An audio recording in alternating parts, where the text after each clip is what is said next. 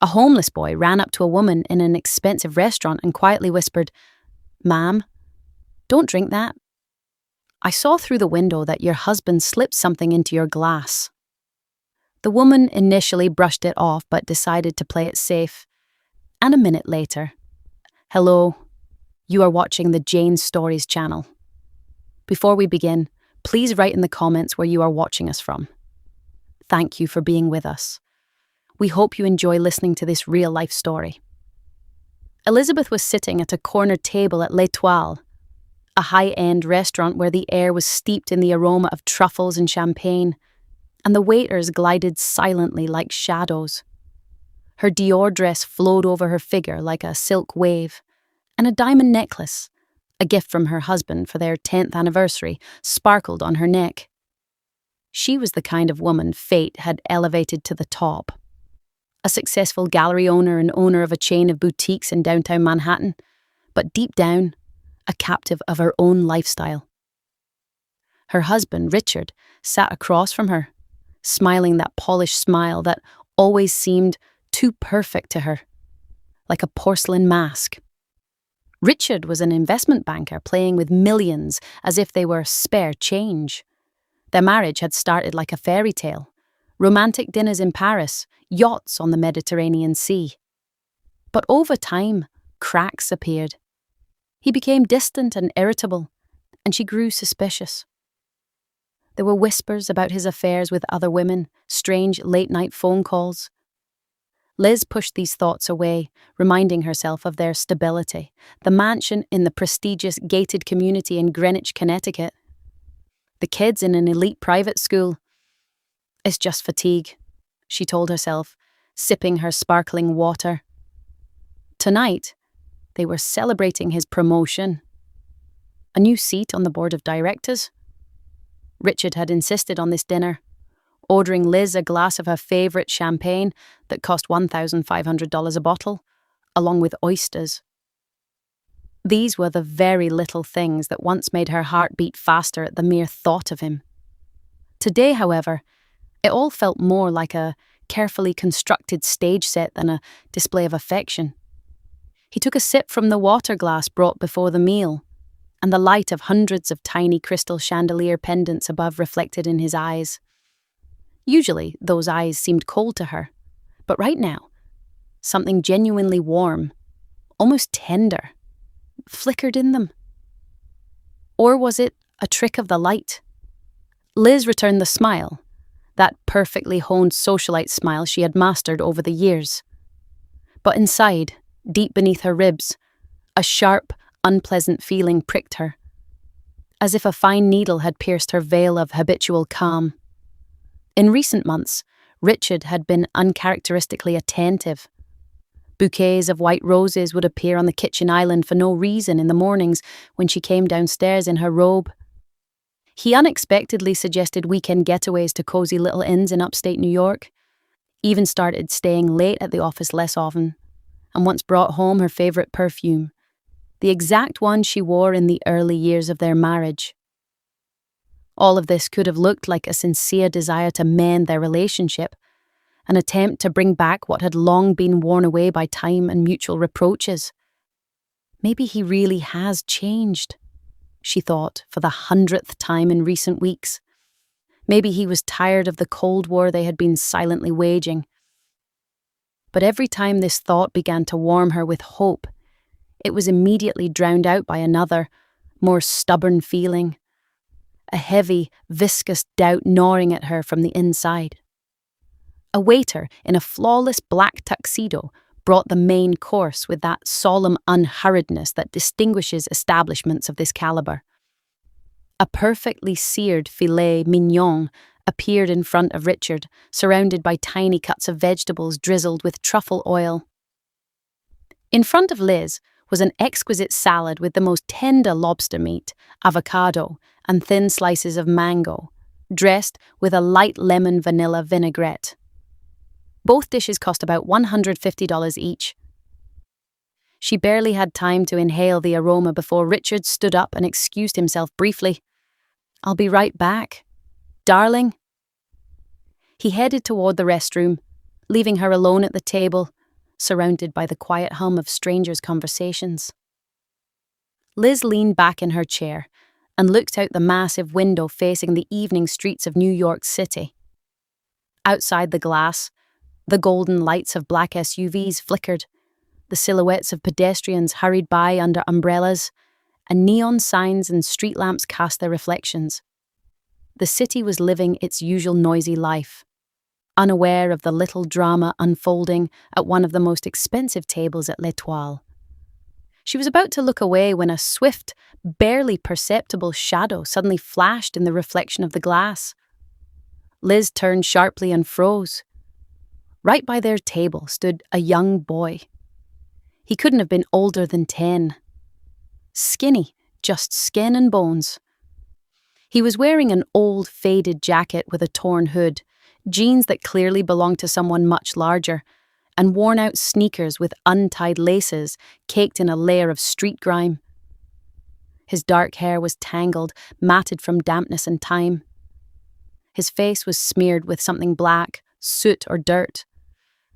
But his eyes burned with an unchildlike intensity, wild and wary, like a small woodland creature that had accidentally wandered into a strange, dangerous world. He took a quick step forward, glanced around nervously, almost panicking, as if expecting to be grabbed by the collar and thrown out into the street at any second. Then he leaned so close to her that she caught the faint scent of cheap soap. "Mom," he whispered, "don't drink that. I saw everything through the window. Your husband." He slipped something into the champagne. The words dropped between them like a block of ice into hot tea. Liz felt the fingers gripping the stem of her glass instantly go cold. She slowly scanned the dining room. All around, the usual life of the wealthy continued. Soft laughter, the clinking of crystal, the rustle of expensive fabrics. By what means, did this little ragamuffin manage to slip in here, past the strict security at the entrance, past the eagle eyes of the maitre d', who noticed even the slightest dress code violation? He must have slipped through the kitchen, through the back door, she thought mechanically, while her brain tried to process what she had just heard. "What?" was all she managed to utter, carefully setting the glass back on the snow-white tablecloth. Her heart began to pound rapidly, unevenly, but her rational mind immediately raised its shield. Nonsense. Absolute nonsense. Richard. My Richard, slipping something into my glass? Why would he do that? That's insane. The boy stood before her, shifting from foot to foot. His small hands trembled from the cold and nerves. "I was outside," he continued hurriedly, almost in a whisper, standing by the window, begging for change from passers-by. "And I saw everything." First he called the waiter aside, then quickly pulled a small packet from his inside pocket, white powder, and poured it straight into the bottle of champagne while you were looking at your phone. And then they poured it into your glass from that bottle like nothing happened. "Please, ma'am, don't drink it. I'm not lying." Liz felt a hot wave of irritation rise inside her, mixed with pity and disbelief. Who was this kid? Just another street beggar who had learned to con money out of wealthy people using scary stories. She knew about such things. The tabloids and stories from friends were full of them. Kids specifically trained in theatrical gestures and trembling voices to evoke sympathy from strangers.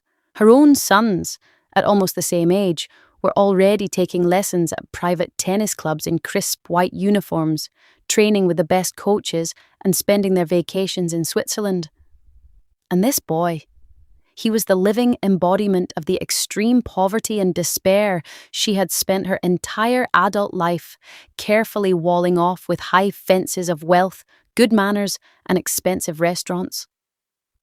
"Kiddo," she said softly, but with a note of skepticism, "you must be mistaken. My husband wouldn't do that. This champagne, it's expensive. Go on, I'll give you some money for food." She reached for her purse, but the boy shook his head. His eyes widened in desperation. "No, ma'am, it's the truth. I'm not lying." He looked around, agitated. "Please believe me." Liz hesitated. There was a sincerity in his voice, that childlike purity that touches the heart. But her mind screamed, absurd. Richard, the father of her children, her life partner, poisoning her. Why? For the money? For a mistress? She remembered their recent blowout argument. He had shouted that he was tired of her suspicions. Maybe this was a prank or a hallucination brought on by starvation? "All right," she sighed. "But how do you know it's my husband? Were you sitting together? He's in the suit with the shiny watch. And you're beautiful, like in the movies." The compliment from the street boy made her smile, but the doubt didn't fade. She looked at the glass. The champagne sparkled innocently. What if it was true? No, nonsense. I'm being paranoid. The boy stepped back but didn't leave. His eyes pleaded. At that moment, Richard returned. Seeing the child, he frowned. "What's going on here?" he asked sharply. The boy flinched and darted away, disappearing behind the kitchen doors. "Nothing, honey," Liz replied, trying to smile. "Just a beggar asking for money." Richard sat down, his face relaxing. These street rats are everywhere. Let's drink to our love." He raised his glass, winking. Liz picked up hers, but her hand froze. The boy's words echoed in her head. "Don't drink that." She pretended to take a sip, but the liquid never touched her lips. Her heart was pounding. Foolishness. But what if? A minute passed in conversation about vacation plans. Richard was talking about a trip to Miami. She nodded absent-mindedly. Suddenly, a scream rang out from the adjacent table where an elderly couple was seated. A middle-aged woman there, elegant in a deep burgundy dress with a plunging neckline, abruptly grabbed her throat with both hands. She tried to stand up, but her legs gave way, her body collapsed, and she crashed onto the restaurant floor. Waiters rushed toward her from all sides like a flock of black birds. One dropped to his knees, trying to unbutton the collar of her dress.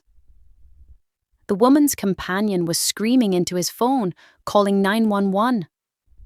The maître d', usually as unflappable as a statue, was now running between tables, throwing his hands up in confusion and repeating, "Please, remain calm. Help is on the way." "Oh my God, what's wrong with her?" Liz whispered, not recognizing her own voice. She stood up so abruptly that the chair behind her rocked and nearly tipped over. Richard turned pale. The colour drained from his face in a split second, leaving his skin a greyish, waxy hue. But in the very next instant, he pulled himself together. His shoulders squared, his gaze became calm, almost businesslike. He placed his palm on the table as if trying to keep the world balanced. "Probably an allergy," he said quietly but firmly. "Or a heart attack. It happens. Don't worry, Liz." But Liz was no longer listening to him. Her eyes fell on the table of the unfortunate couple. A glass of champagne sat on the table, barely touched. The waiter had poured champagne for them a few minutes ago, and then for the guests at the neighbouring table. Shock pierced her body like an electric jolt. That woman had been poured champagne from the exact same bottle, from the very one into which, according to the boy, Richard had poured the white powder. This couldn't be a coincidence. Liz stood there, gripping the edge of the table so tightly her knuckles turned white. The world around her spun in a vortex. Waiters scrambled, guests whispered. Some of the ladies were already crying into their napkins. The maître d' was loudly calling for a doctor. Someone among the guests was already filming this modern reflex of horror on their phone. Liz watched all this as if through thick glass. Her ears were ringing. She slowly shifted her gaze to her own glass. The champagne still sparkled just the same. The bubbles rose to the surface in lazy streams. Richard placed his hand on her shoulder, warm, confident. "Sit down, Liz. You don't look well. It's just an accident." His voice sounded steady. Too steady. She didn't sit. Instead, she turned to face him. In her husband's eyes, for the first time in many years, she saw something new. Not love, not irritation, not his usual weariness. Fear. Brief, like a flash, but real. "What did you put in that bottle, Richard?" she asked quietly. So quietly she could barely hear it herself. He smiled. That same porcelain smile. "What are you talking about, darling?" "You saw it yourself. It's some kind of medical episode. Maybe anaphylaxis." "She probably has a seafood allergy, but I don't have allergies," she replied, her voice trembling. "You know that. You always know." Richard removed his hand from her shoulder. Now there wasn't just the distance of the table between them. A chasm had grown. "You're exhausted. These last few months have been hard. Let me take you home." He reached out to grab her purse, but Elizabeth stepped back. "Don't come near me." At that moment, that same boy popped out from behind the bar counter. He hadn't run far. He had apparently been hiding in the kitchen hallway. Now he stood in the shadows, watching her with huge eyes. He was holding a small juice box. Probably his dinner. He didn't approach, but he didn't leave either. He just watched. And in that look, there was everything. "I told you. Run while you still can." Liz felt chills run down her spine. She remembered what her mother had taught her in childhood. If a stranger warns you of danger, always stop and listen carefully, no matter who that person is. She took a step back. Then another. "Liz." Richard's voice dropped, becoming harsher. "Don't make a scene. People are staring." "Let them stare," she whispered. Liz abruptly spun around and headed for the exit. Fast, almost running. Her heels clacked on the marble like a metronome. She heard Richard calling her name. First calmly, then louder, then with annoyance. But he didn't run after her. Somehow, that was the most terrifying part. He didn't chase her, meaning he was confident she would come back, or that it was already too late. Right at the doors, she turned around. The boy was still standing there. He hadn't followed her, but when their eyes met, he suddenly gave a short, adult-like nod and then did something she entirely didn't expect. He smiled. His teeth were crooked. One front tooth was chipped. But the smile was warm. It was as if he were saying, "You did the right thing." The door slammed shut behind her. Cold air hit her face. Liz stood on the sidewalk, shivering in her thin coat. Pedestrians walked around her like they would a lamppost. She didn't know where to go. She couldn't go home. To her friends? To her kids? What if Richard had already called and said she was having a nervous breakdown, that she wasn't in her right mind? Who would believe her? She looked back at the massive windows of L'Étoile. Through the glass, she saw Richard's silhouette. He was standing by their table, talking to the maître d', gesturing calmly, efficiently, like a man who had already planned for everything. And then she saw the boy again. He had slipped out through the service exit a little further down the street. He stood looking at her, then motioned with his hand and quickly ducked into an alley. Liz didn't think. Her legs carried her forward on their own. She ran across the wet asphalt in her evening heels, oblivious to the cold. The alley smelled of garbage and dampness. The boy was waiting for her by an old dumpster. When she approached, he took a step back, not out of fear, but to give her space. "My name is Tommy," he said suddenly. His voice was quiet but firm. "I wasn't lying, did you see?" Liz squatted down in front of him so their eyes were level. Tears finally broke through. "I know," she whispered. "Thank you, Tommy." He nodded, as if it were a given. Then he extended his small, dirty hand to her. "Let's go. We can't stand here. He might come out." And she took his hand. In that moment, holding the icy fingers of a homeless 10-year-old boy in her hand, Liz realised one terrifying and simultaneously redeeming truth. Her life had just ended, and at the same time, it had started anew. They walked silently through the narrow streets. Tommy led her confidently, as if these alleys were his home, and she was a guest who needed to be guided through secret paths. Her Dior dress was now stained with street mud and rainwater. Her necklace dangled on her neck like a reminder of another life. Tommy didn't ask where she wanted to go. He just led her further and further away from the city lights, to where street lamps were scarce and the shadows grew thicker. Finally, they stopped at an old brick building, once a warehouse, now a haven for those the city had pushed to the margins. The entrance was blocked with cardboard boxes and old blankets. Tommy pulled one aside like a door. "It's safe here," he said quietly. "At least for tonight." Inside, it smelled of dampness and smoke from a fire. A few figures stirred in the darkness in the far corner of the building. Some were sleeping, others just sitting, staring into the void. No one paid them any attention. Tommy led Liz to a far corner where an old mattress lay on the floor, covered with 2 frayed blankets. Next to it sat a plastic water bottle and a pack of cheap cookies. "Sit down," he said. "Your feet hurt." She nodded, unable to speak. Only now did she feel her knees trembling. She sat on the mattress and pulled her knees to her chest. Tommy sat across from her, crossing his legs. In the dim light of the street lamp filtering through a crack in the boards, his face looked even more childlike, and yet somehow old. "Do you see this often?" she finally asked. Her voice trembled. "What? People who want to kill someone?" Tommy shrugged. "They don't always want to kill. Sometimes they just want the person to disappear. It's almost the same thing." Liz closed her eyes.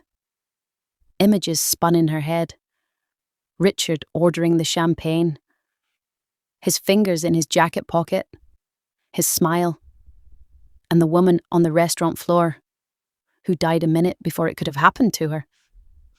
"Why did you help me?" she whispered. Tommy stayed silent for a long time, then pulled a small, deeply worn photograph from his pocket. He showed it to her. The picture showed a smiling woman in her 30s with the same slightly upturned nose as his. Next to her was a boy of about 6, pressing against her. "That's my mom," he said. "Her name was Katie. We lived in a house where she worked as a cleaning lady. The owner was an important man. One day, she saw him doing something with pills. She told me, 'Tommy, if you ever see someone pouring something into someone else's glass, run and warn the person they poured it for, even if they beat you up.' Then she was gone.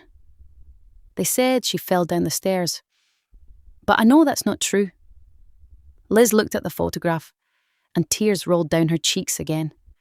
She reached out and gently touched his hair. Dirty, tangled, but surprisingly soft. "I'm sorry," she said. "I'm sorry I didn't believe you at first." "A lot of people don't believe it," he answered simply, "until they see it themselves." They sat like that for a long time. Liz thought about her kids. Timothy was 12. Oliver was 9. Right now, they were probably already asleep in their rooms. Or were they? What if Richard had already called the nanny, saying their mother had fallen ill and was staying at a friend's house, or something worse? "I need to get my kids," she said, suddenly standing up. "I can't leave them with him." Tommy looked at her seriously. "If you go now, he'll be waiting. He has money, he has people, and you have nothing right now." "I have you," she said, and it sounded unexpected even to herself. The boy blinked, Then the corners of his mouth twitched into that same uneven smile. "I'm not exactly a reliable bodyguard. You already saved my life. That's more than anyone has done in the last 10 years. She sat back down. She decided to wait until morning. In the morning, she would call her lawyer and find a way to meet her kids at school. But right now, she just had to survive this night. Tommy handed her the water bottle. She took a few sips. Then he pulled out the cookies, the most basic oatmeal kind, costing no more than $2 a pack. "Eat," he said. "Tomorrow will be tough." Liz took a cookie and bit into it. It tasted like cardboard, but she ate it because she knew this was the first bite of food in her new life.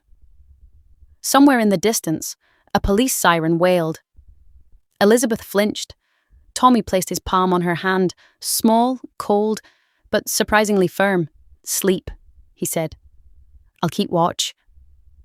And she, not even believing herself, lay down on the mattress, pulled the blanket up to her chin, and closed her eyes. For the first time in years, she fell asleep without a sleeping pill, without anxious thoughts, without the feeling that someone was watching her from the dark.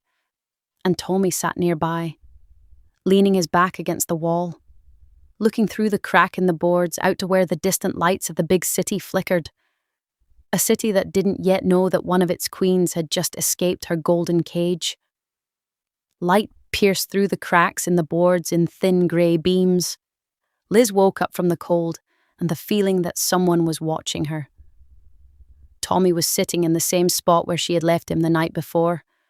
Only now, he was holding an old button-operated cell phone with a cracked screen in his hands. "Good morning," he said quietly. "It's already 8.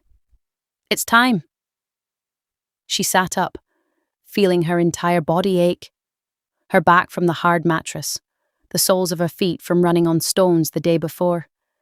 The dress hung on her like a rag, but her mind was clear. The kind of clarity that comes when there is nothing left to lose. "Did you call someone?" she asked, looking at the phone. "Yes, my friend. He's not exactly ordinary, but he's a good guy. He feeds me sometimes, works as a taxi driver, but knows everyone who matters in the city. He said he'll pick us up in 20 minutes, and also..." Tommy hesitated. "I asked about your husband. He was on the news yesterday." Liz froze. "On what news?" "They reported it this morning. A woman died at L'Etoile from poisoning. The police detained a restaurant patron for questioning. But your husband..." They didn't say his name. For now, they just said the restaurant is cooperating with the investigation and the police are looking for potential witnesses. She exhaled slowly. "So it wasn't an accident, not an allergy, and not a heart attack." "And my kids?" Her voice trembled. "I thought about that. They're at school right now. If we leave now, we can pick them up before recess. The nanny usually picks them up after classes, and your husband, he's probably busy with the police right now." Liz looked at the boy with a long gaze.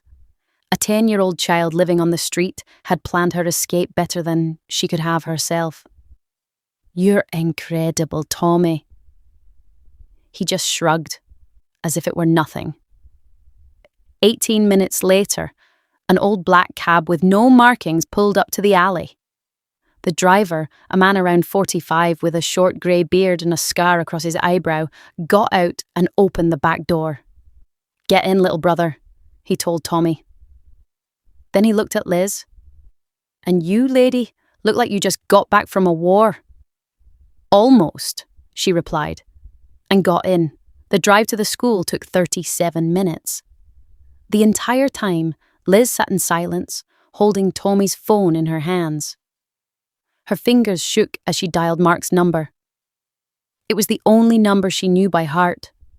Without hints, without an address book, without her smartphone. He was the lawyer she trusted as much as she trusted herself. Someone she could truly rely on. "Mark, it's me," she said, her voice almost breaking. "Don't ask any questions right now, just listen. I need you to immediately prepare a temporary custody order. complete, ironclad, so no one can challenge it in the coming days. And I also need a safe place, somewhere at a town with the kids for a few days, where they won't find us right away. And then we need to prep the divorce papers for Richard. I'll explain the details in person. A brief but very heavy pause hung on the other end of the line. Mark, a man accustomed to the strangest requests from wealthy clients, didn't ask any unnecessary questions. Just a brief, businesslike, understood. I can come get you. Where should I pull up? At the school. In an hour. And Mark, thank you. When they pulled up, some parents were still lingering by the gates. Liz got out of the car, ignoring their stares. She was in a stained evening gown with dishevelled hair, but she walked straight, like a queen who had lost her crown but not her dignity. The school principal met her in the lobby.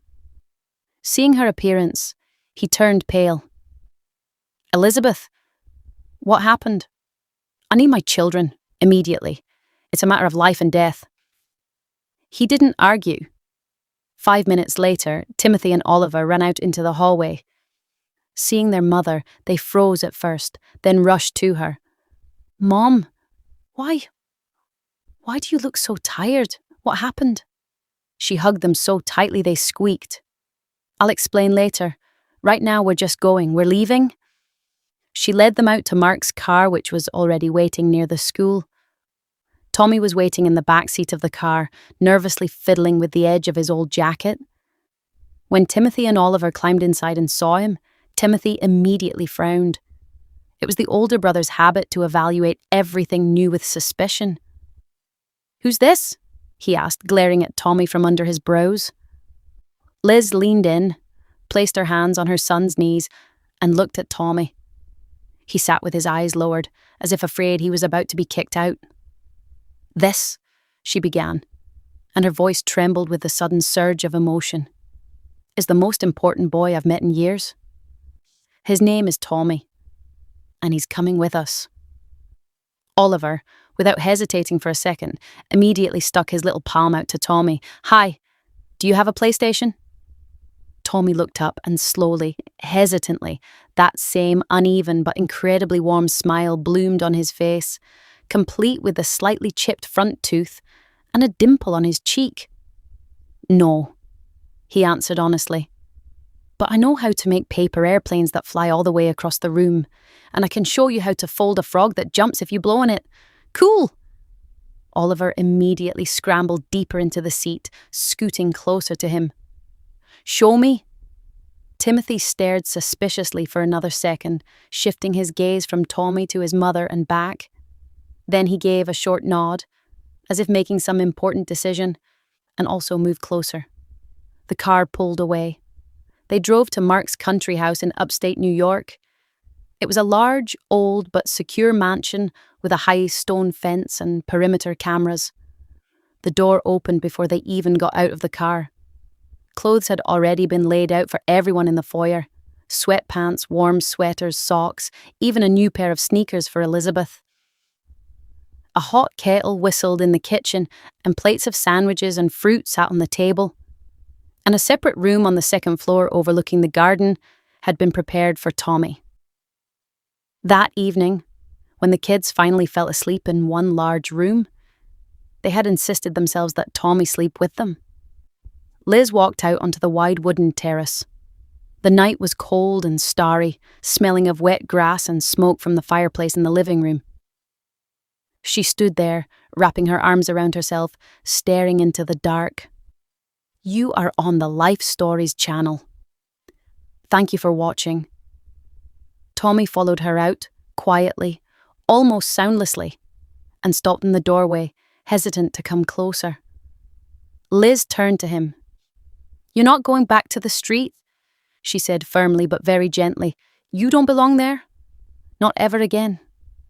Stay with us. I'll ask Mark to handle the adoption paperwork. Everything will be legal. You'll become part of my family. Tommy froze. His eyes widened. His lips trembled. Thank you. I guess, he whispered. I'll stay, if you'll let me. Liz stepped toward him and carefully but tightly hugged him by his bony shoulders. I won't just let you, she said, pressing her cheek against the top of his head. It's non-negotiable. After what you did for me, you're already part of us, and always will be. He nodded with a short, childlike nod, but already with some new, adult-like confidence.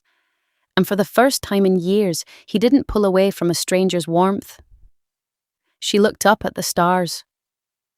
You could see them out here, far from the city lights. You know, I thought my life ended yesterday, but now it feels like it's just beginning. Tommy smiled.